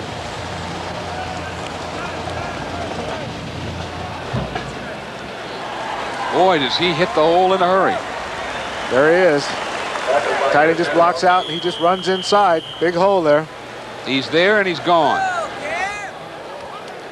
Eddie Fletcher came diving in to make the stop, but not before Mr. Jefferson picked up a hunk of yards.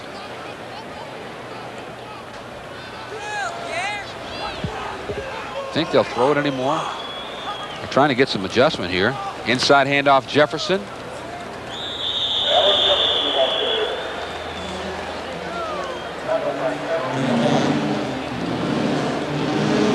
Dewar Sharp checks in. They pull out Krieger along with Maternowski. Allen Jefferson, 10 carries, 8 yards per carry.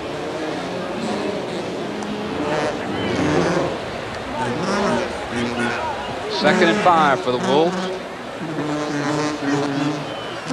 Jefferson and Laggett in the backfield, split behind. Solomon, the quarterback. All three reserves. Laggett cuts it back down to about the 7-yard line. Boy, Okay, that Michigan line right now is just... these are the backups, Merrick. Yeah. These are the backups. This is... Well, you know, let's go down. Brian Wallace, left tackle, 6'4". I watch it. See him, they just wall it off, and he just hits in there straight and curls it back. So, you got that kind of talent, both in the running backs and up front in the line. You just create a hole and let the back run to daylight. That's exactly what they're doing right now. Full house backfield. Powers to the outside. He might get 6. Foot race, touchdown. Ricky Powers. And it was a foot race between Powers and Eddie Fletcher. And Powers has got 4.4 speed in the 40, and there was no doubt about it. 12 was going to beat 7. That was a clear mismatch there. That's just foot speed. And they are into the 40 range now. And the Michigan pennant blowing in the breeze. They could be flying another championship banner in Ann Arbor this fall. Well, everybody predicts this. If this is their year to go win their 3rd Big Ten championship. Outright championship, Yep. which has never been done before. The three-peat. That's what they're calling for in Ann Arbor. And from what we've seen here today, I think who's to argue with them? Well, and then what we've heard from around the Big Ten, a couple of surprises. And, you know, Veda Murray told me that the Cards are in their favor because of the fact that all of their big games are in Ann Arbor with the exception of Ohio State, which is in Columbus at the end of the year. Let's take a look at it there. There's some penetration by Patrick Thompson, and then it's just a foot race. 4.4 speed wins out there. Well, they go across the 300-yard mark in total offense, and they got to be close to that in terms of ground yards. Just a power sweep to the right. Block down on the inside, and then they just use power speed to get to the outside, and then he just goes into the end zone. Well, listen to these sizes. From left tackle to right tackle, they're backups. Brian Wallace, 6'4", 270. Doug Skeen, 6'6", 288. Both sophomores in eligibility. Mark Malia, only a freshman in eligibility, 6'2", 260. The guard is Paul Manning, 6'4", 250, a redshirt sophomore. And then the tackle is Rob Doherty, a midget, if you will, 6'6", 290, and a sophomore. I mean, they are young, they are deep. And they're talented. And they're good. Yeah. Absolutely. It only took the luck of the Irish to beat Michigan in Ann Arbor, or I'm sorry, I should say in South Bend. And Bo's hard-headedness to kick the ball to Rahim Ismail last year in Ann Arbor 2 times. Yeah. Rory Lee won't get a chance to return that kickoff from J.D. Carlson. And the Badgers will start from their own 20. And who comes in at quarterback? Number 9, Sean Wilson, his first time this afternoon. Well, we're going to get a chance to see Sean. He played against the Wolverines a year ago up in Ann Arbor. And Sean kind of gives the Badgers a different type of offensive look. He's more of an option type of quarterback. They use him in a sprint out pass situation. So let's see if he can breathe some fire into this offense and give Michigan a different type of scheme to look at in this quarter. Maybe we'll surprise him. Wilson. And he goes to the far sideline. And was that Tom Brown making the catch? Yes, it was. Mr. Brown.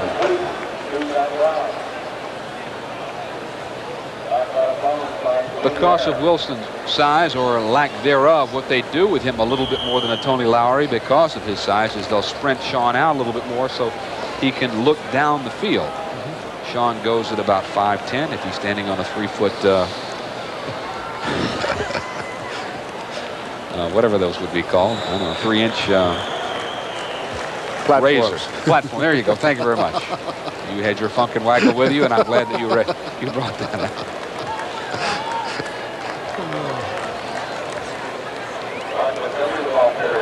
Mark Montgomery's in their tailback also now, Van. Well, you know, we haven't seen Theo Carney. Now, I don't know if they just, for reasons, have not wanted to use him. Maybe they if they can, try to get a redshirt year for Theo Carney. I mean, that's a decision the coaches have to come to grips with. Wilson, scramble. Dumps it off. Nice grab by Tim Ware going out of bounds at about the 41-yard line. Wilson to Tim Ware. Well, there's a good example of Sean Wilson's mobility. He's a little more mobile than Tony. Gets out. Can't get the pressure from the inside on him because he'll squirt out of there. And, you know, it's not always pretty, but he gets it done.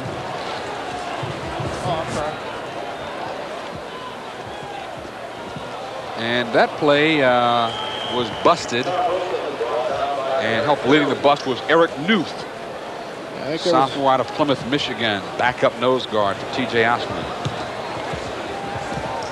Started off to look something like a boot, but I think there was a little mistake in there by one of the backs.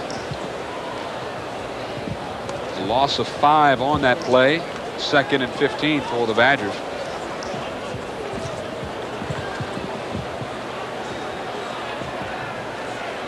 Montgomery, the lone running back, stays in to protect.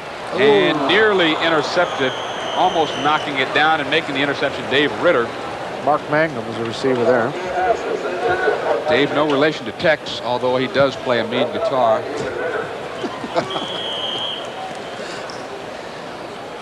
Badgers have got a lot of subs in the game right now also. This is Wilson going to Mark Mangum. Mangum, a former quarterback turned wide receiver. He holds for Rich Thompson on field goals and PATs, of which the Badgers have had no chances for a PAT thus far. Ware over the middle of the field, going to be overthrown and thrown ever so slightly behind Corin Brown.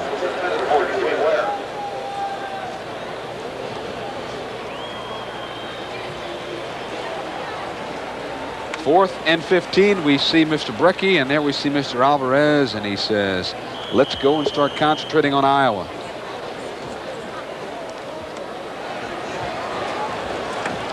There's a case where Sean Ware was clearly the primary receiver, but Bourne was underneath and was wide open. Brecky hangs one up there, and it bounces into the end zone. Very good punt by Brad Brecky. Excellent punt.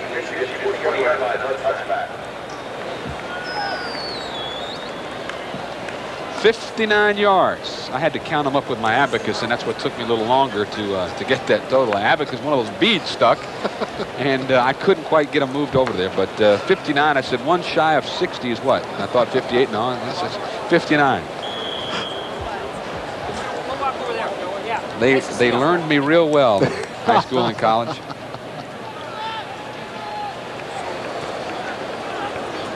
So the Wolverines from their own 20-yard line. Kenny Solom's a quarterback here. Alfie Birch going in motion. Oh. And there's a fumble. Loose ball, and the Badgers have the turnover. Now for the 64,000 that started here, and I don't know if there are that many here right now. It doesn't appear to be that way. There is a reason to pound flesh to flesh, as in the form of applause. This is a good hit in there. The ball just squirted loose. Yeah. Robert Newell helped to squirt the ball loose, and then Brendan Lynch. I got it. I think I got it. Right in his hands. Came right down with it. Good interception by them. All right, let's see if the Badgers can put this ball in the end zone now. There's a good look at Brendan. Hillsdale, Illinois, 6'2", 240-pound junior linebacker. And there is a timeout being used by Wisconsin. A little worried. The sweats from all these substitutions I'm trying to keep up with here. Wilson looking one way, going to air it out to Ware, and it's going to be overthrown.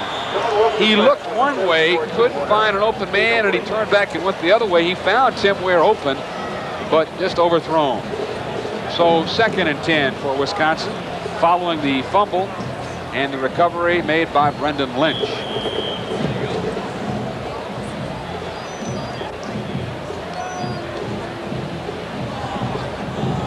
This is the Badgers' best field position of the day, and we are 7 minutes to go in the 4th quarter. And they got this via a Michigan turnover. Wilson, straight drop back, pressured, sacked. 3rd and a dozen to go. Brings somebody from the outside. Wilson scrambling and making the catch, and the reception is number 19. Aaron Brown.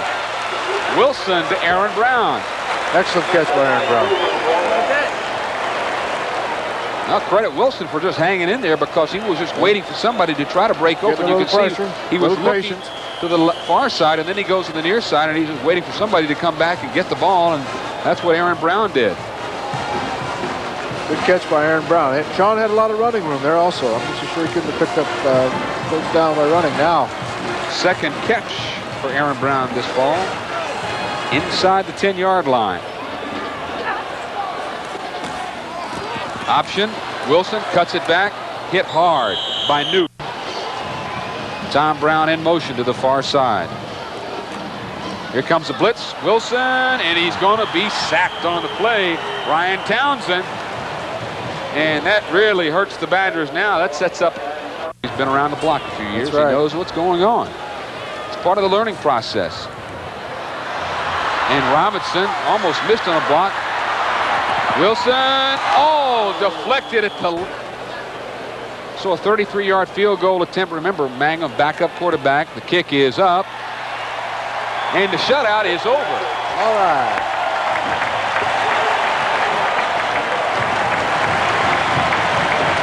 So Rich Thompson puts the Badgers on the scoreboard following the fumble and the recovery by Brendan Litch. It's just like Wisconsin.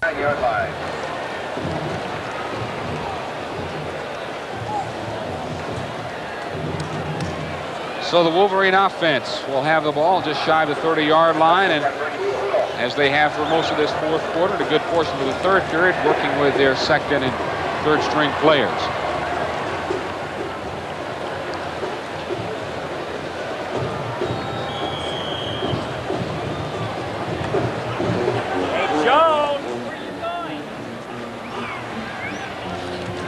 And there's a fumble center to quarterback exchange, and the Wolverines fall on it. I think it was quarterback Salem who visiting us today is a member of the University of Michigan Athletic Board. Here's Ricky Powers, and look out. Ricky Powers across the 40 and ridden down to the... You say that Gary's job is in good hands at least until next week in Michigan State, right? Absolutely. Okay, all right. Well, as we said at the start of the game, Bo left Mo in good shape with this team. There's a lot of depth on this team. They've obviously done very well in going out and attracting their fair share of the blue chip players in the country, because there's a lot of depth on this team. They just seem to bring one good player out, take one out, and put another one in. There certainly is, and Bo did in fact leave Mo with an excellent team. There's a tremendous amount of talent. The offensive line we all knew would be very good. But as you can see, the backs are also doing very well today. Ricky Powers is a freshman, so we'll have him around for another 3 years. So we have games like this to look forward to for a long time to come. Well, I used to live in Michigan, so I know how important this game next week is to you guys with Michigan State. This is kind of for the bragging rights of the state of Michigan, and also, I think, for the recruiting of the best players in Michigan. Oh, absolutely. We will not have to spend any time getting our players ready for next week. When Michigan beats Michigan State, whenever they meet, the records go out the window, and we know it's going to be a tough game. But we'll certainly be there rooting him on. Well, I certainly hope we have weather like this in Ann Arbor next week. I think the winner of the Michigan State-Michigan game the last 3 years has gone to the Rose Bowl. So a lot rides on the outcome of that ball game. Well, I've already made my reservations for Pasadena, so I hope I'll not be disappointed. You know, Michigan saved a lot of money when they named Mo the head coach, because they just changed the B on the door from B to M, from Bo to Mo. Saved a few dollars, you know. Dollars are hard to find. Well, they sure did, and he is. In fact, we held our last athletic board meeting in there last week. We got a chance to look at it. It's an out. There's about 44 seconds in ticking. This one winds down, and the Badgers will find themselves on the road for the first time this season after this day. And they're going to have to get used to road cooking as opposed to home cooking, and that might be the final play of this ball game. And the Badgers are going to go down to their Big Ten opening loss. The Wolverines will start their Big Ten season off in style with a W.